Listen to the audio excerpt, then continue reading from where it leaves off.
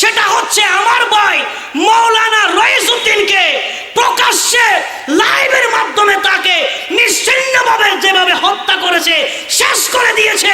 বর্তমান যুগে কুকুরের বিচার হয়, আমার ভাই রইসউদ্দিনের বিচার আমরা এখনো পাই নাই। কথা বলেন ঠিক কিনা?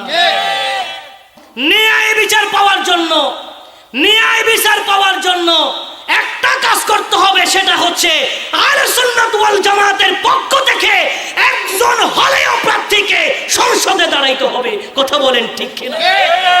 দুনিয়ার জমিনে একমাত্র মা হচ্ছে সন্তানের জন্য সবচেয়ে বেশি আপন।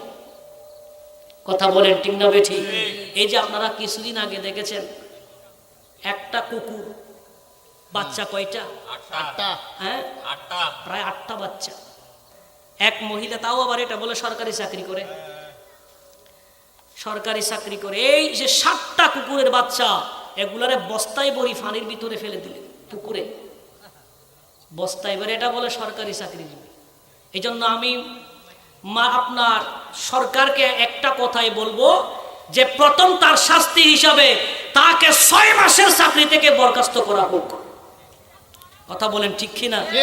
এমন শুধু এই 6 মাসের যেই বেতন যেগুলো আছে, এই 6 মাসের বেতনগুলো দিয়া রাস্তায় আর যত কুকুর আছে এদেরকে খাবারের ব্যবস্থা করা হোক। কথা বলেন ঠিক কিনা? কারণ সে যেটা করেছে এটা মানবতা লঙ্ঘন করেছে। কারণ তার মনুষ্যত্ব বলতে তাদের ভেতরে কোনো কিছু নাই। কারণ কুকুর তো বুঝে না, অবুঝ প্রাণী। তাকে শেষ, এই কুকুর এই বাচ্চাগুলোকে যখন শেষ করে দিলেন, কারণ মা বলে কথা, এই মা, এই কুকুর, এই ছানাগুলোর মা, তার এই যিনি যারা মেরেছেন তাদের ঘরের দরজায় দরজায় প্রায় 2 দিন। কয়দিন? 2 দিন। সোশ্যাল মিডিয়ায় এগুলা ভাইরাল, এগুলা প্রতিটা চ্যানেলে এগুলা ধরছে। তবে এটা ভালো, যেটা কাজ করেছে এটার জন্য তীব্র নিন্দা জানাচ্ছি এবং তাকে গ্রেফতার করেছে এই জন্য সরকারকে ধন্যবাদ জানাচ্ছি। কিন্তু আমার একটা প্রশ্ন আছে, সেটা হচ্ছে আমার ভাই মাওলানা রইসউদ্দিনকে প্রকাশ্যে লাইভের মাধ্যমে তাকে নিশ্চিহ্নভাবে যেভাবে হত্যা করেছে, শেষ করে দিয়েছে। বর্তমান যুগে কুকুরের বিচার হয়, আমার ভাই রইসউদ্দিনের বিচার আমরা এখনো পাই নাই। কথা বলেন ঠিক কিনা? আমার ভাই রইসউদ্দিনের বিচার এখনো আমরা কোথায় আছি? কুকুরের বিচার হচ্ছে কিন্তু মানুষের বিচার হচ্ছে না। আমার ভাই রইসউদ্দিনের বিচার এখনো আমরা পাই নাই। অথচ এগুলা ভিডিও ফুটেজ আছে না নাই?